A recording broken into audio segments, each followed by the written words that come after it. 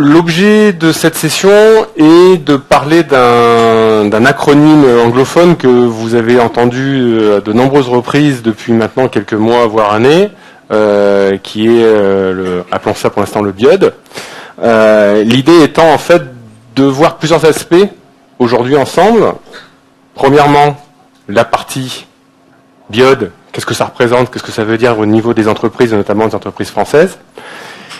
Puis une deuxième partie qui aura un focus en fait sur la partie sécurité, donc la partie sécurité liée à la protection notamment de la donnée sur ces environnements. Et puis on terminera sur la partie en fait applicative et périphérique en tant que telle, sur des systèmes de gestion de périphériques et d'applications pilotés depuis des applications qui tournent dans Azure. Juste avant de commencer, qui a déjà dans son entreprise ou dans son organisation commencé un projet ou même une réflexion autour de ce qu'on appelle le BIOD. Encore une fois, on va redéfinir ensemble ce que c'est que le BIOD. Combien de personnes? Ok.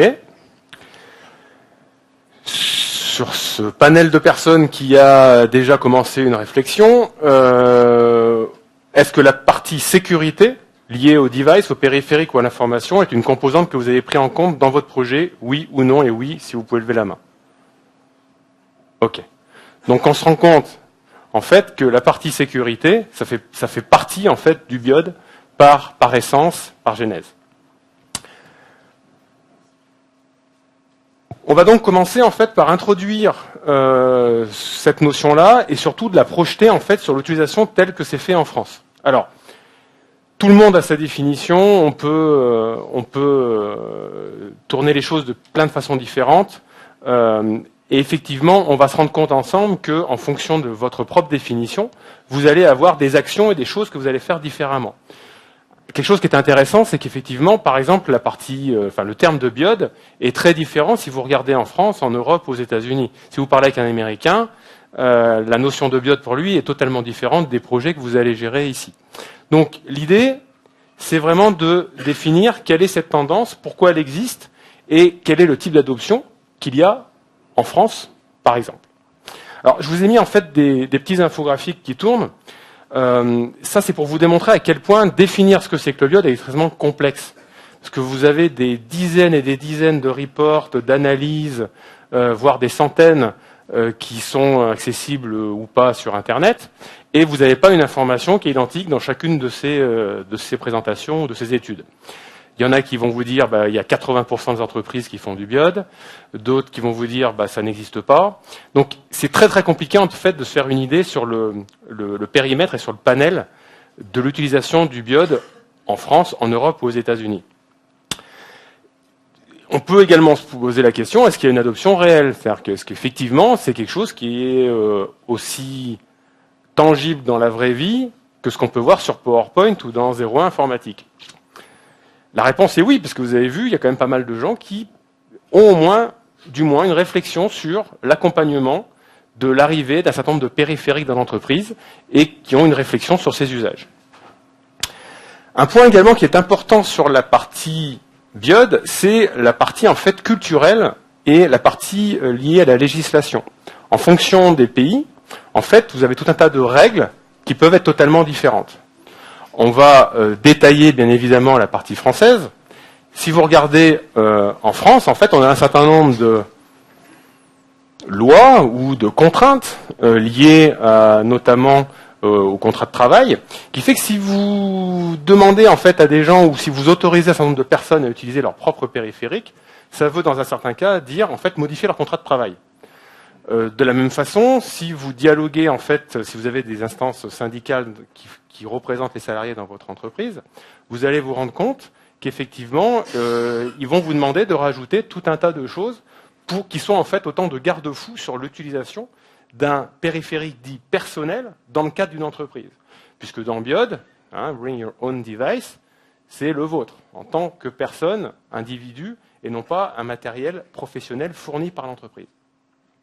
Dans la plupart des projets qui existent en France, en fait, on se rend compte que ce n'est pas du BIOD que les gens font, mais c'est de la gestion de device. Et la notion d'appartenance de device à un utilisateur qui n'est pas un device professionnel, en fait, disparaît. Et dans la plupart des cas, en fait, on utilise ce qu'on appelle des devices fournis par l'entreprise.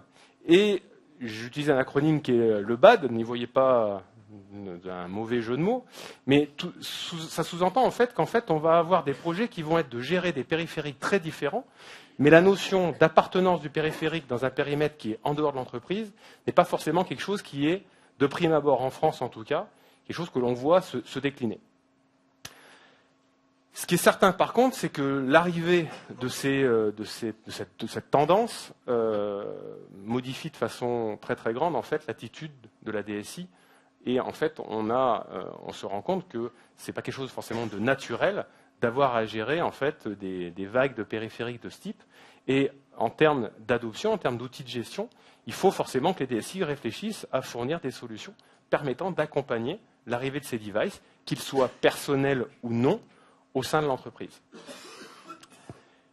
Il y a quelque chose d'assez intéressant. Je ne sais pas si vous allez aux assises de la sécurité à Monaco, les dernières assises. Il y a un monsieur qui est assez connu dans l'écosystème, qui s'appelle Patrick Payou, qui est en fait responsable de l'ANSSI, et qui a fait un discours d'ouverture, en fait, en gros, en déclarant que les DSI étaient relativement lâches vis-à-vis de l'arrivée d'un certain nombre de nouvelles pratiques dans les entreprises. Je vous invite à aller sur le site de l'ANSSI pour regarder son discours. C'est extrêmement intéressant de voir à quel point, en fait, la culture française modifie ce qu'un Américain trouve naturel. Deux points importants en fait qu'il faut garder à l'esprit, c'est qu'il ne faut pas se tromper en fait de cible en termes de projet. Un projet d'accompagnement du BIOD et de sécurisation des périphériques, en fait, ce n'est pas un projet de sécurisation du périphérique lui-même. Il y a souvent une erreur qui est faite, qui est liée en fait à se dire je veux sécuriser le périphérique. Le périphérique en tant que tel n'a pas de valeur. Il y a une valeur marchande, mais il n'a pas de valeur vis-à-vis de l'entreprise. Ce qui va être important en fait, c'est de gérer un triptyque qui est l'association du périphérique, des applications qui tournent dessus et surtout des données qui se trouvent sur ce périphérique. Donc on va le détailler par la suite, mais effectivement, la partie sécurisation du périphérique, on va utiliser ce terme générique, concerne en fait ces trois composantes, et ça c'est quelque chose d'extrêmement important. Le deuxième élément qu'il faut prendre en compte lorsqu'on commence ce type de projet, c'est que ce n'est pas un projet en fait simple à gérer, puisqu'il est par définition à géométrie variable. On a une rapidité d'adoption de nouveaux périphériques qui est sans commune mesure avec tout ce qu'on a connu depuis des années. Je prends souvent l'exemple de ma grand-mère qui avait une télé noir et blanc que j'ai connue, qu'elle a dû garder peut-être une vingtaine d'années. Maintenant, vous avez l'iPhone 4 ou le Windows Phone 7.5. Dès qu'il y a le Windows Phone 8 qui sort ou l'iPhone 5, en quelques mois, vous avez 20-30% du parc des adopteurs qui vont aller vers cette nouvelle version. Donc, par définition, le périmètre est très complexe à gérer de façon définie, puisque vous allez avoir au sein même de votre projet, pendant votre projet, des périphériques que vous allez avoir à gérer et que vous n'avez même pas imaginé en fait au début de votre projet.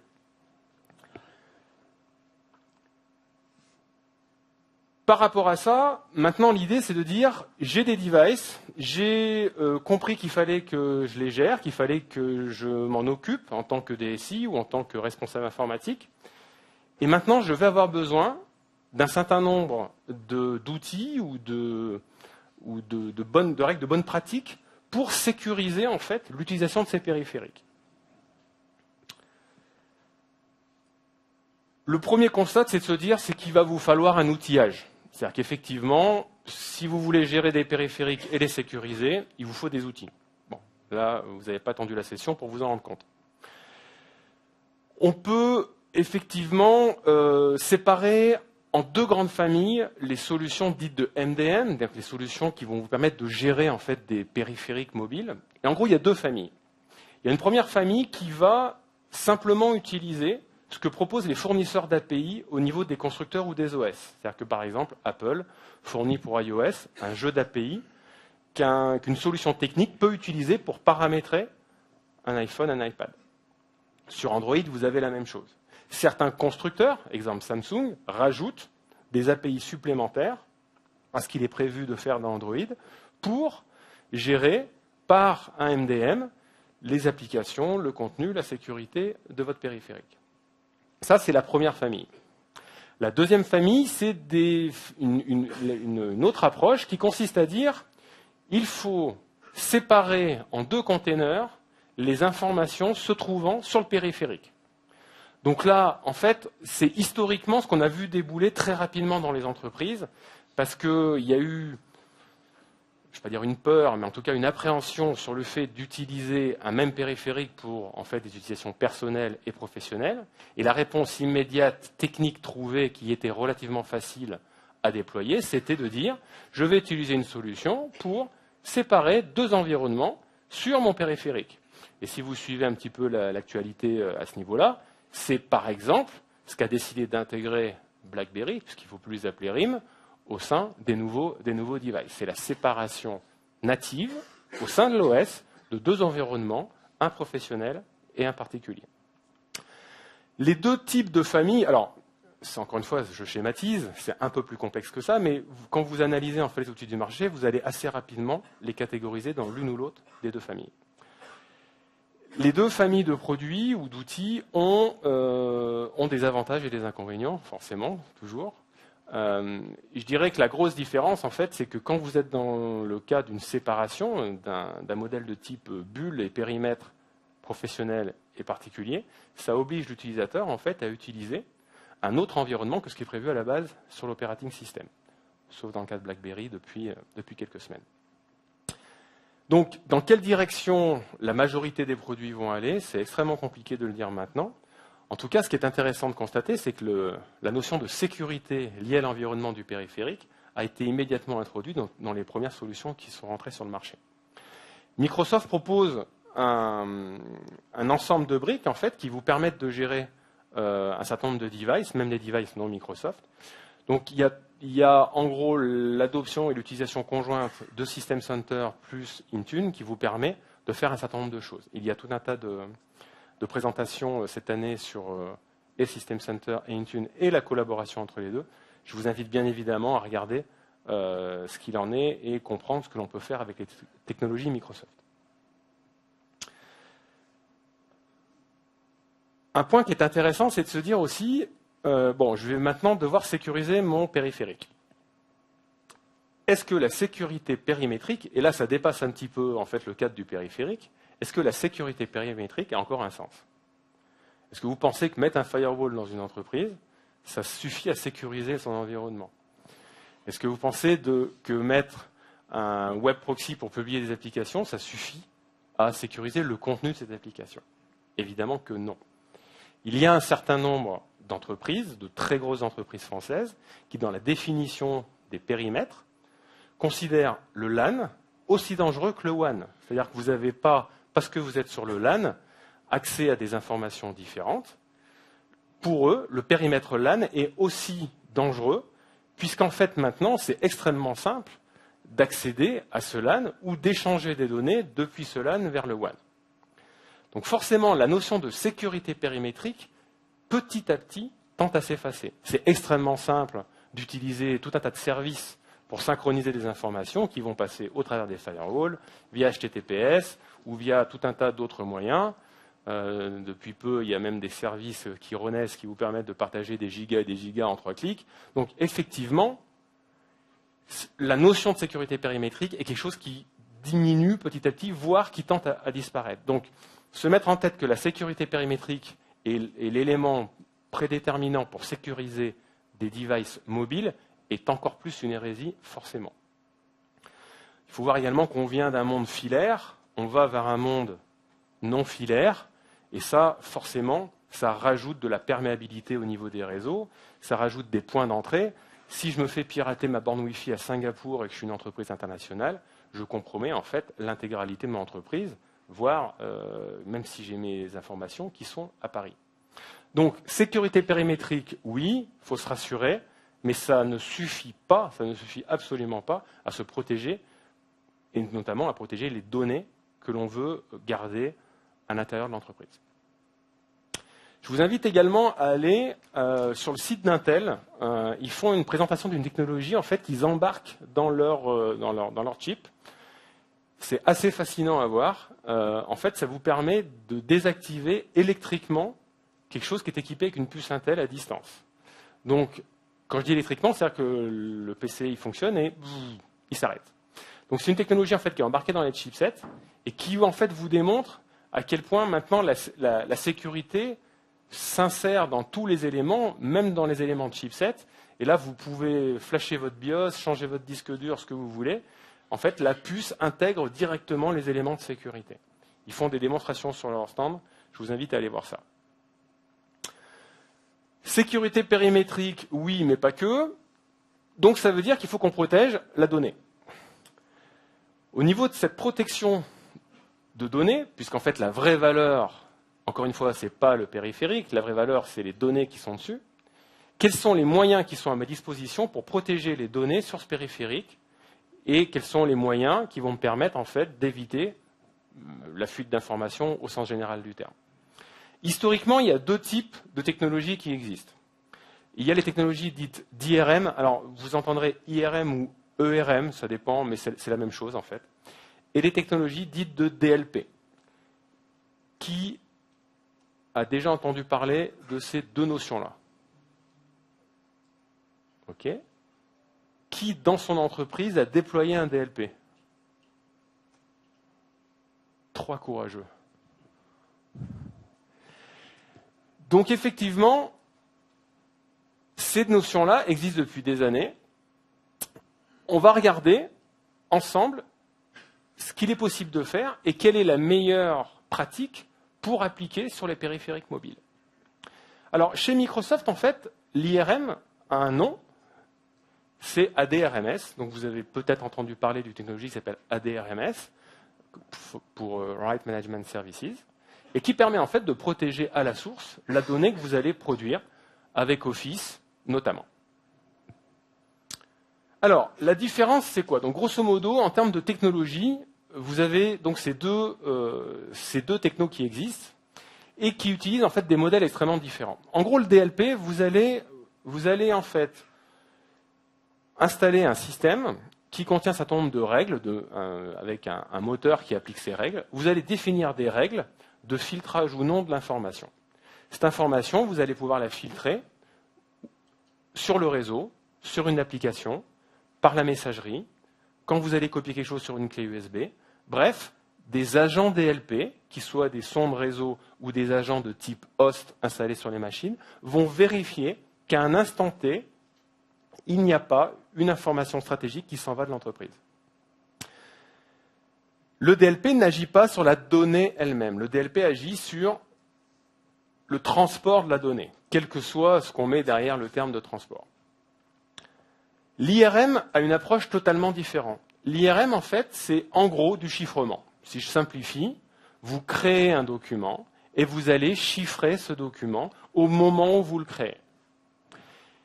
Donc vous voyez qu'il y a déjà une différence technique, mais qu'il y a surtout une différence philosophique fondamentale. Le DLP, on fait confiance à un moteur technique, et l'IRM, on fait confiance à un utilisateur. Donc d'un point de vue approche, c'est totalement différent. Une grosse différence en termes d'approche également et de résultats entre les deux technologies, c'est que l'IRM applique une protection persistante. C'est-à-dire que vous allez chiffrer un document, et ce n'est pas parce que ce document part en dehors de votre entreprise qu'il va être en fait un moyen d'accéder à cette information pour quelqu'un qui n'a pas le droit d'y accéder. En fait, vous chiffrez votre document. Si ce document rentre dans les mains de quelqu'un qui n'a pas le droit d'ouvrir ce document, il ne pourra pas l'ouvrir. Donc ça ne sert à rien de vérifier si vous le copiez sur une clé USB. On pourrait mettre des résultats financiers sur méga upload ou méga je ne sais plus comment maintenant. Ça n'y change rien. Le document, en fait, est chiffré, vous ne pouvez pas y accéder. Le DLP, lui, au contraire, va, encore une fois, vérifier, et vérifier qu'il n'y a pas un transfert douteux, mais une fois que le document est passé, il n'a pas de protection persistante rattachée à lui-même. Donc, on peut trouver des points forts et des points faibles dans les deux technologies. En termes de projet, c'est extrêmement différent. Je dirais que l'IRM reste relativement simple à déployer, notamment parce qu'il ne couvre pas 100% des besoins.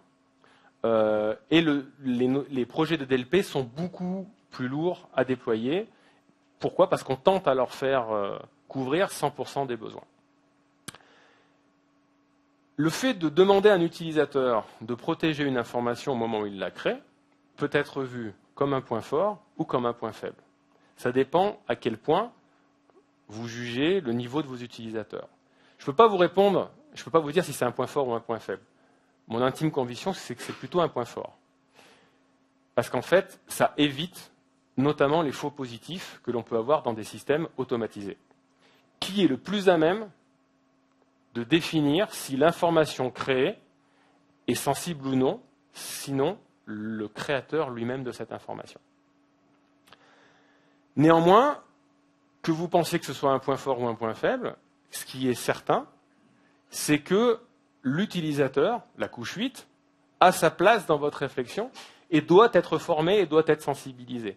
Alors, ça a l'air une banalité de le dire comme ça, mais dans beaucoup de projets, c'est malheureusement le point faible. Donc, n'oubliez pas que la sensibilisation des utilisateurs, déjà, c'est quelque chose qui doit être récurrent. Ce n'est pas quelque chose qu'on fait one-shot. La sensibilisation, ça ne s'arrête pas. Et l'utilisateur, la couche 8, fait partie intégrante de votre projet de sécurisation de périmètre. D'un point de vue purement technique, et si on regarde ce que propose Microsoft, les technologies IRM de Microsoft et en fait ADRMS, en fait, protègent principalement les documents Office, Word, Excel, PowerPoint et Outlook, les emails étant une sorte de document. S'appliquent également des technologies ADRMS au niveau d'Exchange et au niveau de SharePoint. Bien évidemment, ça ne couvre pas 100% du périmètre de l'entreprise. Mais il vaut mieux quoi? Essayer de couvrir 100%, c'est-à-dire ne jamais y arriver, ou rester à zéro. C'est toujours assez amusant de voir qu'il y a pas mal de clients qui ne démarrent pas de projet parce qu'ils ne vont pas couvrir 100% de leur périmètre. Donc ils préfèrent rester à zéro, mais pas de tendre à 60, 70, 80. Ils préfèrent le 0 plutôt que le 70. Évidemment, il vaut mieux commencer de protéger 80% de son information que rien protéger du tout. Je compare ça toujours au SSO, c'est pour ça que j'ai mis cet aparté, parce que quand je rencontre des RSSI, très souvent, dans la plupart des cas, ils disent « moi je veux faire du SSO ». Et je leur réponds « d'accord, mais est-ce que vous savez qui s'authentifie ?» Parce qu'avant de faire du SSO, il faut être sûr des gens qui s'authentifient. C'est un petit peu la même approche. Il ne faut pas mettre la charrue avant les bœufs. Il faut avoir une approche très posée et démarrer un projet et petit à petit déployer des solutions. Ce qui est intéressant également, c'est que les solutions de DLP et d'IRM peuvent se connecter l'une à l'autre. Mon moteur de DLP peut invoquer une protection IRM si j'ai défini une règle qui permet cela.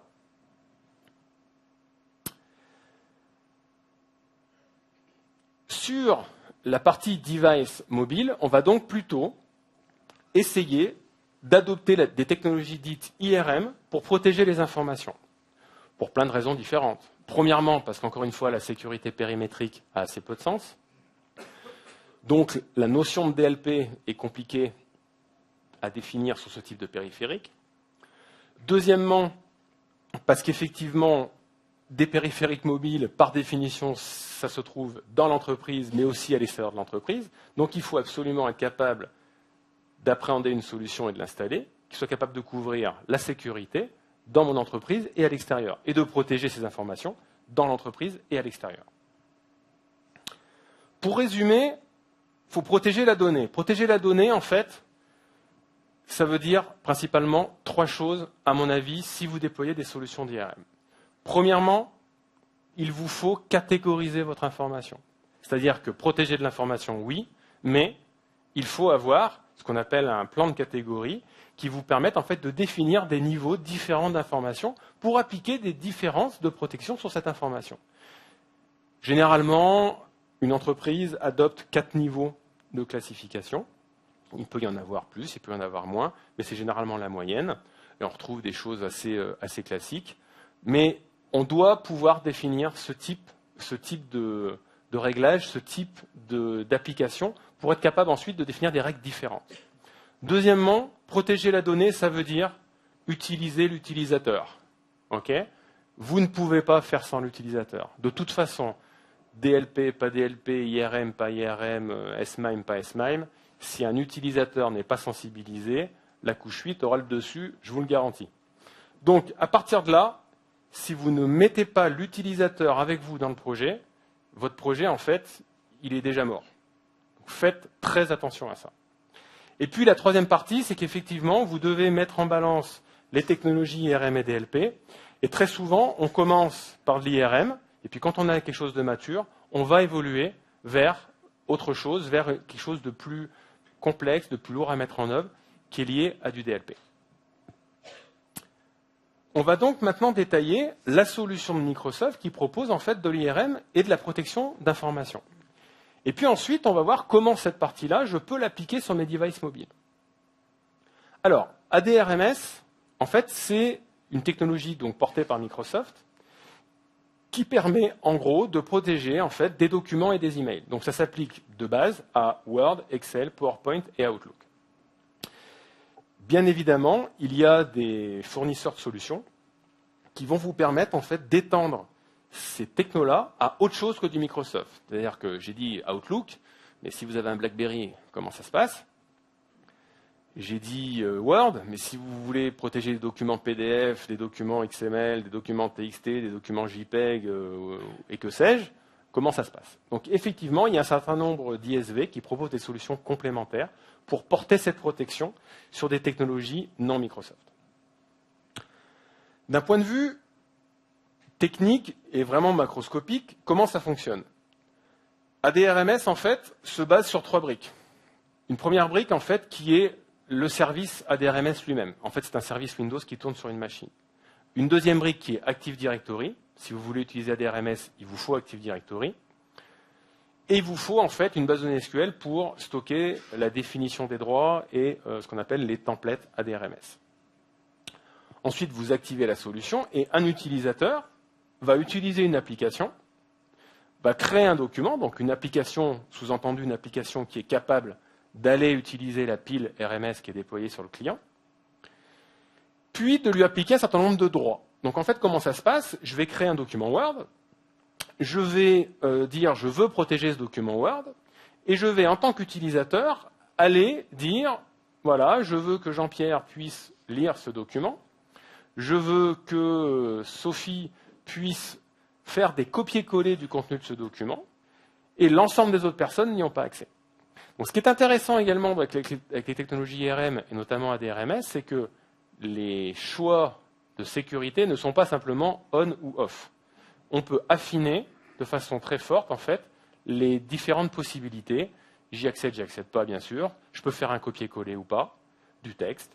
Est-ce que je peux imprimer ou pas le document? Est-ce que je peux le transférer ou non via email, etc. Ensuite, ce document, je vais le transmettre à quelqu'un d'autre. Ce quelqu'un d'autre, il va en fait recevoir ce document et quand il va l'ouvrir, il va en fait, pareil, utiliser son application compatible ADRMS et il va aller chercher l'information auprès du serveur ADRMS pour savoir s'il a le droit de l'ouvrir et s'il a le droit de l'ouvrir, ce qu'il a le droit d'exécuter comme action au sein de ce document. Comment ça se retrouve côté client, en tout cas dans le monde Microsoft pour l'instant? Ici, vous avez un exemple du client ADRMS côté Microsoft. En fait, vous allez définir un certain nombre de templates au niveau de votre serveur et vous allez pouvoir en fait déployer ces templates sur le poste client et vous allez essayer de leur donner des noms qui soient, j'allais dire, compréhensibles pour vos utilisateurs. Et derrière, en fait, mon utilisateur qui crée un email, il va choisir en fonction de son bon vouloir, effectivement, d'où le côté user-centric, si cette information, si cet email, par exemple, il doit rester dans le périmètre de l'entreprise, et si d'autres personnes ou non doivent le lire, par exemple. Et si jamais cet email est envoyé à l'extérieur, il faudra absolument que la personne qui le reçoive soit capable de prouver qui elle est pour lire cet email. De la même façon, ça c'est un autre exemple depuis Word, par exemple, vous allez pouvoir en fait laisser l'utilisateur choisir la protection qu'il veut lui-même mettre. Donc là, il ne va pas utiliser les templates que vous avez préparés pour lui, mais il va être capable lui-même de choisir en fait un certain nombre de droits. Je vais assez vite sur cette partie-là, mais sachez qu'effectivement, Exchange intègre un moteur ADRMS lui permettant d'appliquer des droits en fonction de règles que vous avez définies, et sachez que SharePoint est capable également de faire ça. Donc, bien évidemment, cette technologie est intéressante, mais il y a la couche 8. Donc, encore une fois, votre utilisateur, s'il veut contourner les choses, il contournera les choses. Okay. C'est là où il faut, encore une fois, l'associer à la chose et le mettre, en fait, dès le départ dans votre projet, faire des réunions avec les gens du métier, les éduquer, leur expliquer le pourquoi du comment, et qu'on n'est pas simplement là pour les embêter et pour leur empêcher d'échanger des données. Donc, cette technologie IRM, cette technologie ADRMS de protection de l'information, de chiffrement de l'information, je vais pouvoir la transposer, en fait, sur mes périphériques mobiles. Donc là, ça devient intéressant, parce que du coup, je peux, avec une même solution, une même techno, non seulement sécuriser le monde, on va dire, PC, okay, documents Word, Excel, PowerPoint, voire d'autres choses si j'ai pris des solutions complémentaires, PDF, XML, etc., en chiffrant les informations, en les protégeant, en définissant ce que les gens ont le droit de faire ou non lorsqu'ils ouvrent le document. Et cette notion-là, je vais maintenant la transposer côté périphérique mobile. C'est-à-dire que je vais porter en fait l'ensemble de ces templates et l'ensemble de ces clients ADRMS, donc cette technologie permettant de protéger l'information lorsque je la crée, sur les périphériques mobiles. Pour faire ça, il y a en gros deux cas. Soit vous êtes dans un cadre pur Microsoft, soit vous n'êtes pas dans un cadre pur Microsoft. Il se trouve que généralement, trouver des entreprises qui n'utilisent que Windows Phone, c'est rare. Ça vous surprend, j'imagine. Donc effectivement, gérer et être capable de gérer autre chose que Windows Phone au niveau de mes périphériques mobiles, c'est quelque chose qui fait forcément partie de l'ADN de votre projet de sécurisation des devices. Pour ce, Microsoft en fait propose un outil en fait qui est en fait un SDK qui permet soit à quelqu'un qui crée un logiciel, soit à quelqu'un qui veut en fait protéger des environnements non Microsoft, de produire en fait des solutions techniques utilisant la technologie ADRMS, mais sur autre chose que des technologies Microsoft. C'est-à-dire, en faisant clair, j'ai un BlackBerry, j'ai un iPhone, je veux pouvoir chiffrer ou déchiffrer des emails qu'on m'envoie en utilisant la technologie ADRMS, même si je ne suis pas sur une plateforme Microsoft. Je veux pouvoir protéger un PDF qui soit envoyé à un BlackBerry, je veux que ce BlackBerry puisse vérifier auprès de mon serveur ADRMS s'il a bien le droit de lire le PDF, et s'il a le droit, est-ce qu'il a le droit de faire un copier-coller du contenu ou pas, sur plateforme BlackBerry et sur un document de type PDF. Donc il y a un certain nombre en fait, d'éditeurs qui vous fournissent des solutions complémentaires à Microsoft et qui vous permettent en fait d'étendre cette partie-là. Mais sachez que si vous êtes développeur, vous pouvez utiliser le SDK pour en fait utiliser cette techno ADRMS pour vos propres applications. Comment ça se passe sur les différents devices? Premier cas, forcément, avec un Windows Phone, vous allez embarquer la technologie directement, c'est-à-dire que votre Windows Phone 7.5 ou 8, par nature, il est capable de recevoir des éléments qui sont protégés par ADRMS et vous serez capable de les consommer. On a la même possibilité sur plateforme iOS. Donc là, on passe par des éditeurs complémentaires qui fournissent des solutions complémentaires, mais vous allez pouvoir effectivement retrouver, en gros, ce que je vous ai montré tout à l'heure dans Word ou dans Outlook, mais sur une plateforme iOS avec la possibilité de protéger à la volée des emails ou de recevoir des emails protégés, de les déchiffrer de façon complètement transparente pour l'utilisateur, comme vous le feriez si vous étiez sur un poste de travail ou depuis un Windows Phone. Alors, bien évidemment, c'est techniquement plus compliqué sur des plateformes non ouvertes. Je ne sais pas si vous avez déjà essayé un peu de développer sur iOS, vous savez comment ça fonctionne, mais en fait, sur iOS, par exemple, vous ne pouvez pas en fait modifier les applications fournies par Apple. C'est-à-dire que ça ne marche pas du tout comme, par exemple, chez Microsoft, si vous voulez rajouter des plugins dans Outlook, c'est relativement aisé. C'est impossible à faire chez Apple et sur plateforme iOS. Donc forcément, les solutions sont obligées d'utiliser des stratagèmes assez ingénieux pour pouvoir porter cette technologie-là sur des plateformes non Microsoft. Un exemple également de copie d'écran sur Android, et en fait vous revoyez un peu le même esprit avec la possibilité d'avoir des templates ou pour l'utilisateur de choisir le niveau de protection qu'il va vouloir appliquer sur l'email qu'il envoie. Et puis une dernière copie sur BlackBerry où vous avez exactement la même chose.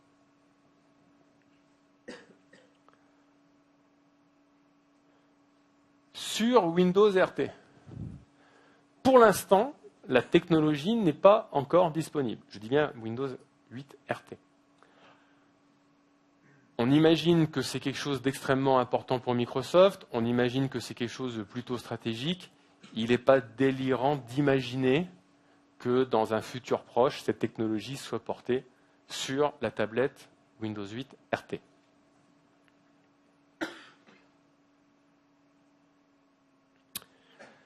Donc, on a regardé ensemble la protection en fait de l'information, de la donnée, au sein du périphérique. On a en fait utilisé une solution d'IRM pour protéger cette information. On a réussi à transposer cette solution d'IRM non seulement sur des périphériques Windows, mais sur tout autre type de périphérique. Maintenant, ce qui est complémentaire à tout ça, c'est de protéger le périphérique et de le gérer, et puis également d'être capable de gérer les applications qui sont dessus et de les sécuriser. Vous vous rappelez le triptyque, hein, les données, les applications, le périphérique. Donc là, on va regarder ensemble en fait plusieurs technos qui existent, et notamment en fait une techno qui se base en fait sur Windows Azure, qui est une application Windows Azure, et qui va permettre de faire un certain nombre de choses au niveau de vos périphériques. Alors, ce qui est intéressant en fait avec cette techno, c'est qu'il y a une version gratuite, une version payante, et la version gratuite en fait est full fonctionnelle. Elle est juste limitée en termes de nombre d'applications. Donc ça permet en fait à des petites entreprises d'utiliser ce type de solution complètement gratuitement. Donc Windows Azure, je ne sais pas si vous êtes à l'aise avec Windows Azure. Qui connaît Windows Azure et sait ce que c'est? Ok. Donc Windows Azure, en fait, c'est très rapidement, c'est un service proposé par Microsoft.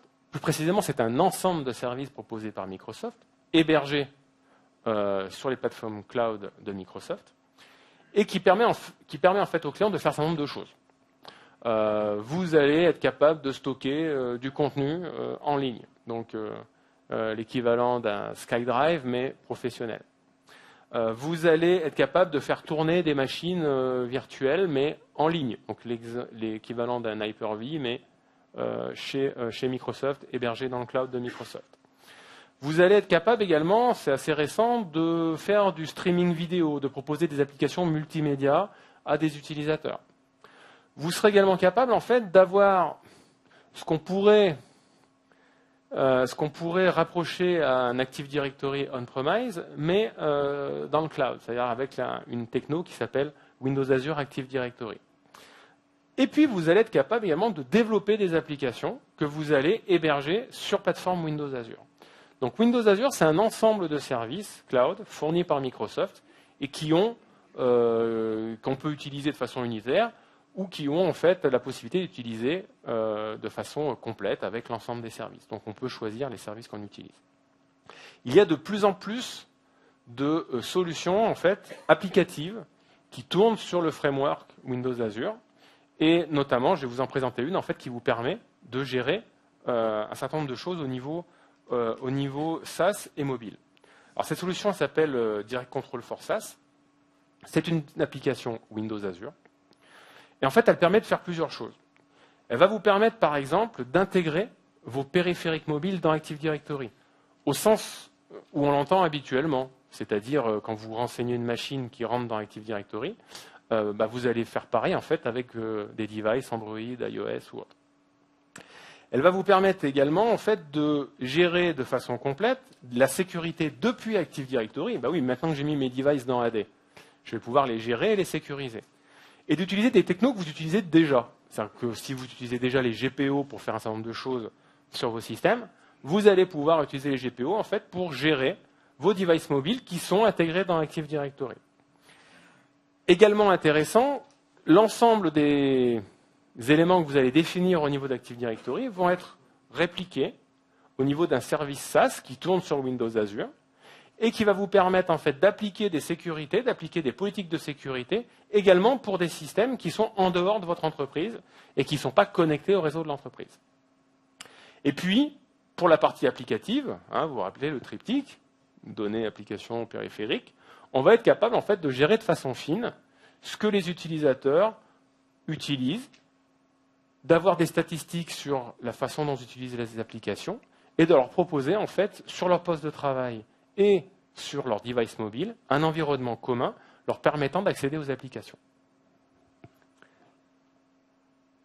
Techniquement parlant, en fait, on a une brique qui est on-premise, c'est-à-dire qu'on a un serveur proxy qui en fait permet la liaison entre l'Active Directory et le service Azure, et qui va permettre également de réaliser l'ensemble des authentifications au niveau d'Active Directory. C'est-à-dire que vous êtes en dehors de l'entreprise, vous ouvrez votre iPad ou votre tablette préférée, et en fait, au moment où vous allez lancer l'ensemble des applications que vous allez utiliser, vous allez en fait soit utiliser de la fédération, soit faire du login password directement sur votre Active Directory, même si vous n'êtes pas connecté au réseau de votre entreprise.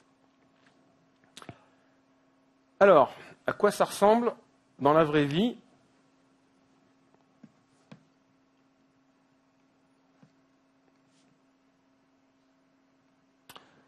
Donc là, en fait, j'ai la vision utilisateur. C'est-à-dire qu'en fait, un utilisateur, il a une page web, encore une fois accessible depuis n'importe quel point, que ce soit à l'intérieur ou à l'extérieur de l'entreprise, sur lequel je publie un certain nombre d'applications que j'ai, en tant qu'administrateur, préparées à l'avance, bien évidemment. L'utilisateur, depuis le PC, il va pouvoir cliquer sur une de ces applications. Donc là, par exemple, c'est une application web qui permet en fait tout simplement de se loguer avec un login mot de passe. Donc on voit qu'ici, j'ai Oscar qui vient de se loguer et qui permet en fait de préparer en fait le couple login password pour quelqu'un. On peut imaginer également lancer des services type Amazon. Donc c'est totalement transparent pour l'utilisateur. Donc derrière, bien évidemment, on va regarder tout à l'heure comment ça se passe côté administrateur, mais l'administrateur a au préalable soit préparé la fédération pour, appliquer de la fédération parce que mon système en ligne type Amazon, par exemple, utilise la fédération, ou d'autres types d'authentification qu'on détaillera tout à l'heure. Bien évidemment, ceci est compatible avec Office 365. Donc, j'ai Office 365, je n'ai pas besoin de me réauthentifier, je le lance, et ça marche avec les deux modes, le mode login password ou le mode fédération Office 365.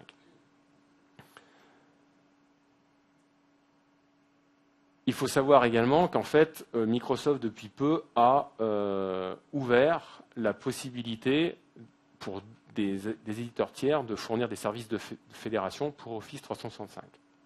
Un utilisateur donné, en fait, il a également un petit bouton My Activity qui lui permet en fait d'avoir la liste de ce qu'il a fait. Donc en fait, la trace complète des différentes actions qu'il a fait, quand il s'est connecté, quand il s'est authentifié, quelles sont les applications qu'il a lancées.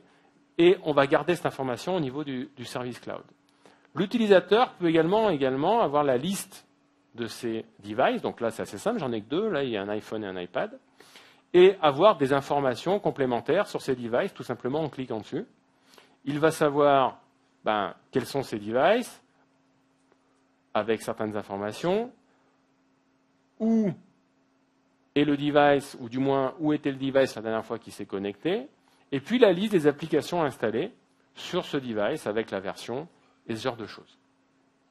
Bien sûr, on lui propose, si on le décide, des fonctions lui permettant de faire du lock de device ou de la protection de device à distance, parce que la première personne qui sait si on lui a volé un device, c'est l'utilisateur lui-même.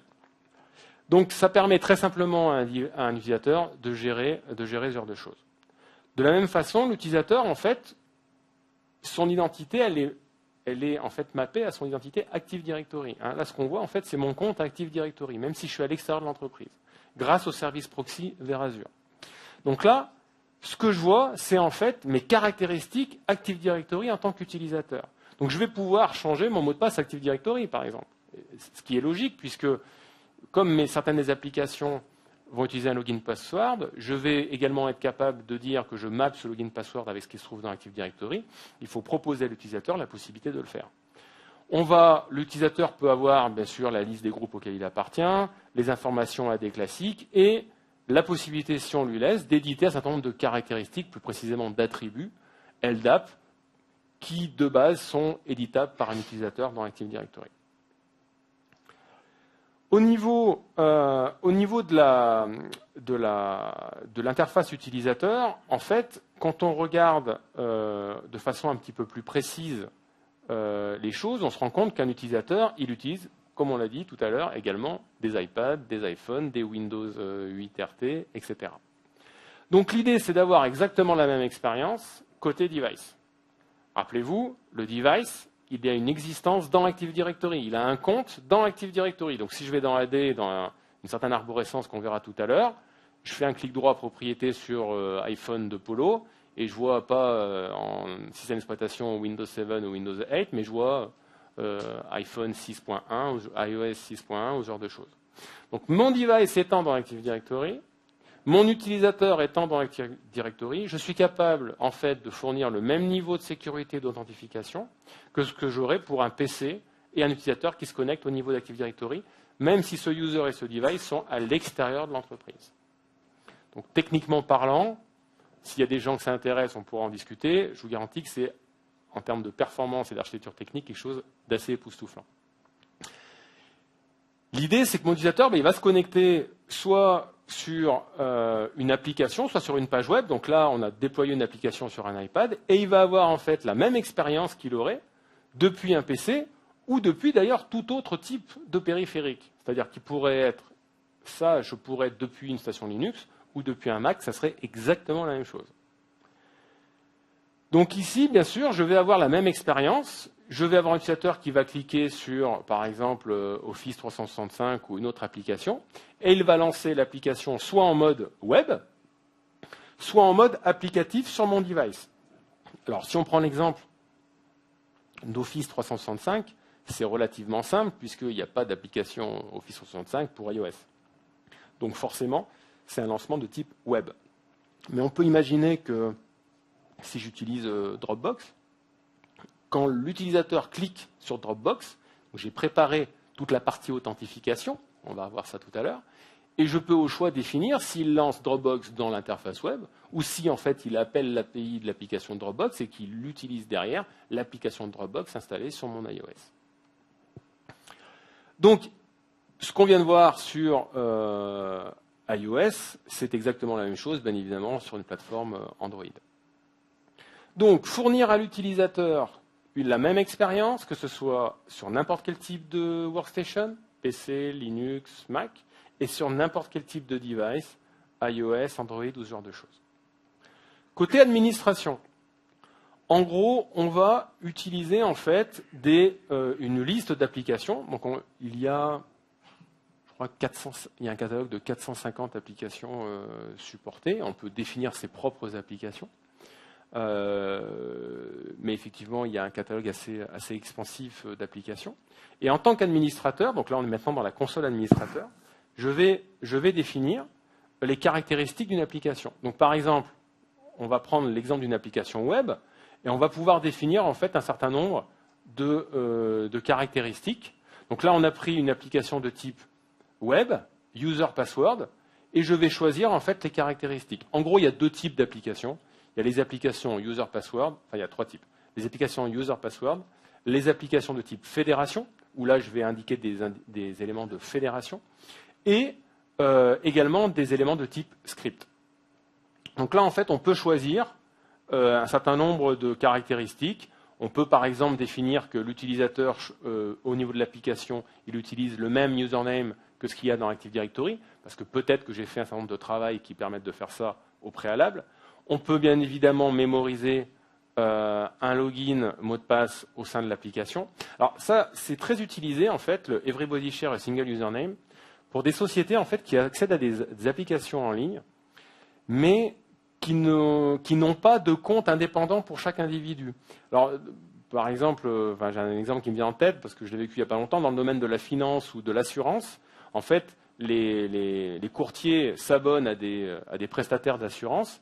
Et ces prestataires, il y en a des dizaines et des dizaines, fournissent tous des services en ligne, mais le courtier, il fournit pas en fait à chacun de ses employés un compte différent.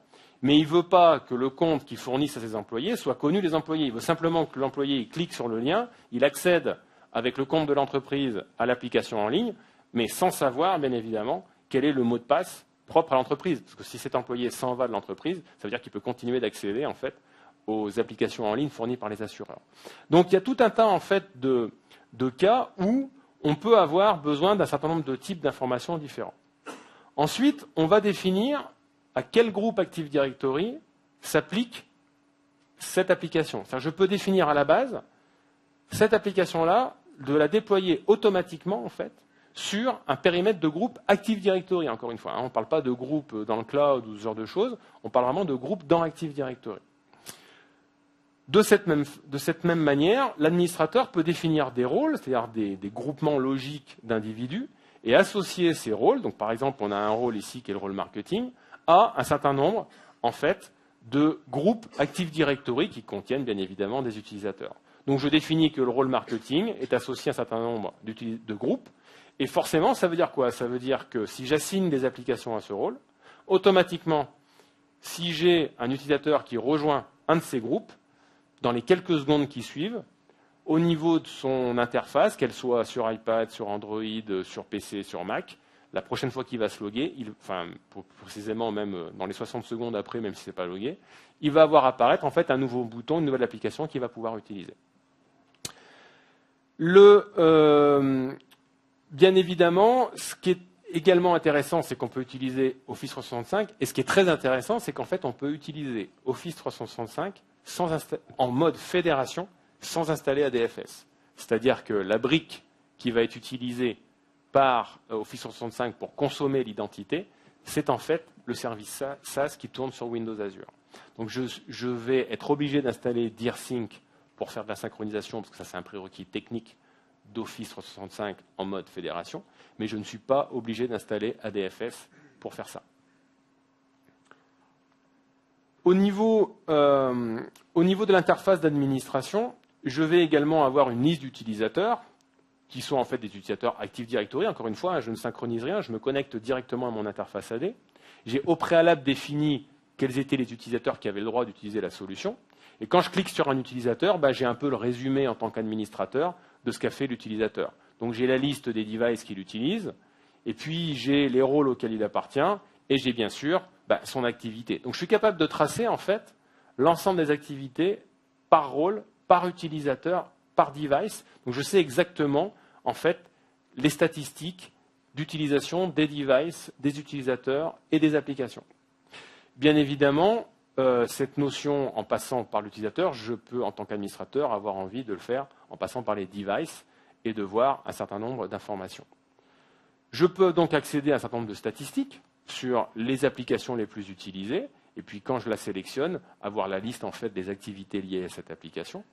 Je peux également voir quels sont les devices les plus utilisés ou les users qui utilisent le plus mon service. Donc là, par exemple, on voit que ce n'est pas beaucoup parce que c'est 2 dans le dernier mois. Mais l'idée, c'est bien évidemment de vous montrer qu'on peut en fait avoir des statistiques très précises sur l'utilisation des applications. Alors ça sert en fait à plusieurs choses. Ça sert notamment à être capable de définir en fait si le service est utilisé et de savoir à quel point en fait le projet que j'ai mis en œuvre pour gérer mes devices mobiles est utilisé par ma flotte d'utilisateurs. En termes de paramètres, je ne vais pas rentrer dans les détails, mais on peut paramétrer de façon centralisée un certain nombre de choses, notamment le conteneur Active Directory dans lequel vont aller les devices mobiles, notamment le certificat Apple dont j'ai besoin pour être capable de connecter mes devices mobiles et de savoir où ils sont d'un point de vue géographique. C'est de la tringlerie technique. Si ça vous intéresse, bien évidemment, je suis à votre disposition à la fin pour en discuter. En termes d'administration, maintenant, côté Active Directory, parce que l'intérêt de tout ça, si on utilise Active Directory, c'est de pouvoir en fait faire pareil depuis Active Directory. L'idée, c'est de dire, voilà, je vais maintenant utiliser ce que je sais déjà, ce que je connais déjà, mon Active Directory, pour faire mon paramétrage. Donc là, en fait, on voit au préalable très rapidement le paramétrage en fait, du serveur proxy. Donc en gros, le serveur proxy, encore une fois, c'est la gateway entre votre Active Directory et le service Azure qui tourne.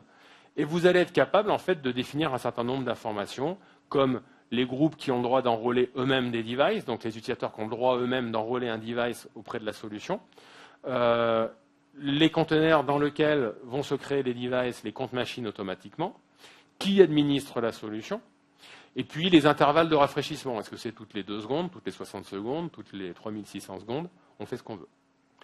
Ce qui est également intéressant, c'est que j'ai des users dans AD. J'ai des comptes machines dans AD, puisqu'encore une fois, mes Android et compagnie, je les retrouve dans AD. Donc ça veut dire que depuis Active Directory, je peux gérer un certain nombre de choses. Je vais par exemple, depuis la fiche utilisateur, rajouter un snap-in au niveau d'ADUC, Active Directory User and Computer, la console d'administration d'AD, et je vais être capable en fait de voir directement depuis l'utilisateur les devices qu'il utilise. Alors ça, c'est très utilisé en fait lorsqu'on a déjà des process en place dans une entreprise. Si vous avez déjà des systèmes de helpdesk où les gens sont formés à l'utilisation de la MMC Microsoft, ça simplifie bien évidemment la donne de leur côté. On étend simplement les process de support pour qu'ils soient capables de gérer les devices mobiles. Vous n'avez pas besoin de rajouter en fait de la formation ou des choses techniques supplémentaires. Donc ça, c'est une première chose extrêmement simple. Et bien évidemment, si je peux voir l'utilisateur, je peux voir les devices. Donc là, je vais avoir un objet compte ordinateur qui représente mon iOS ou mon Android.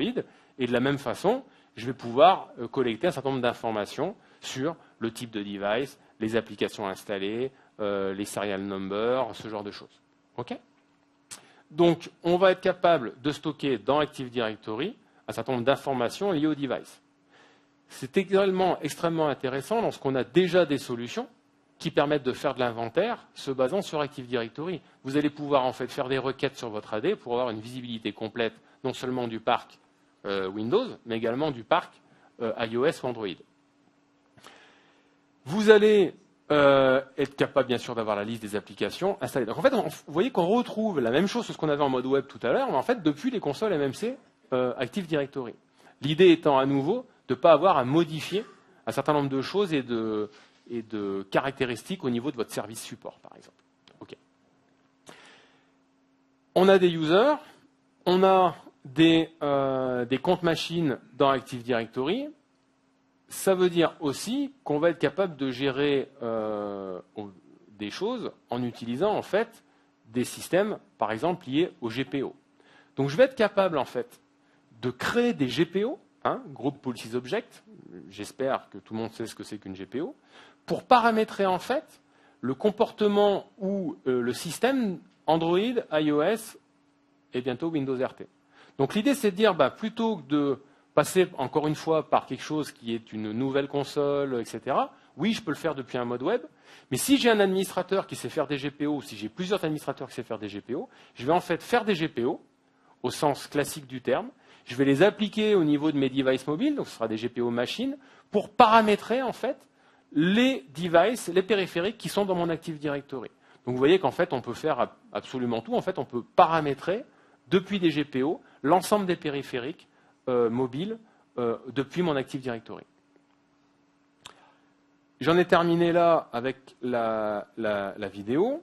Donc, pour info, cette solution également sera disponible en fait très prochainement pour Windows Phone 8 et pour Windows 8 RT. Alors ça, c'est amusant parce qu'en fait, on aura en fait au final des comptes machines Windows 8 RT dans Active Directory en utilisant ce type de solution, alors que ce n'est pas prévu à la base. Donc, vous pouvez faire des tests, mais vous pouvez également l'utiliser, puisque comme je vous le disais, en fait, c'est un service en fait, qui est totalement gratuit jusqu'à 3 applications. Donc, tout ce qu'on a vu maintenant, si vous voulez manager 3 applications, donc si par exemple vous avez Office 365, puis que vous galérez sur la partie authentification ou fédération, si vous utilisez Azure ou si vous utilisez Dropbox ou Skype ou autre chose, vous en prenez 3 que vous gérez comme ça, et ça vous permet, sur les applications les plus utilisées, de faciliter en fait la gestion de vos périphériques mobiles. Pareil, l'intégration des périphériques mobiles dans Active Directory fait partie en fait de la solution. Pour aller plus loin, je vous invite à aller sur certains liens. Je vous invite déjà à regarder, quand elles vont être publiées en ligne, les autres présentations BIOD au niveau des Tech Days. Je vous invite à regarder les présentations qui ont été faites au niveau d'iTunes et au niveau de System Center. J'ai un blog également sur lequel en fait, je traite de ces sujets de gestion des identités de façon large, où je blogue en français, donc du coup, c'est lisible pour l'ensemble de la population.